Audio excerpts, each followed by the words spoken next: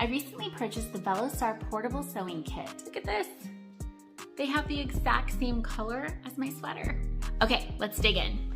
Here is a close-up of the kit. I love that they included extra black and white thread. Let's talk about how you get one of these needles out. As you can see, there's a small opening on this side, and you're just gonna move that dial around until you get to the needle that you want. Once you're there, just tip it over, slide it out, and there you go. But don't forget to wind it back so all the other needles stay in place. Moving on to the thread, grab your tweezers and locate that little tail that's sticking out. But instead of pulling it down, you'll wanna pull up and untuck it from the other threads. Once it's untucked, you're ready to thread your needle.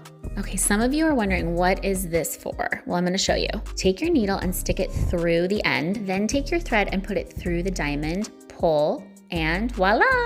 Pretty cool, right? This kit is ideal for a beginning sewer, and it's tiny and portable enough that you can bring it with you when you travel or you're out on the go. No question, this kit gets 5 stars from me.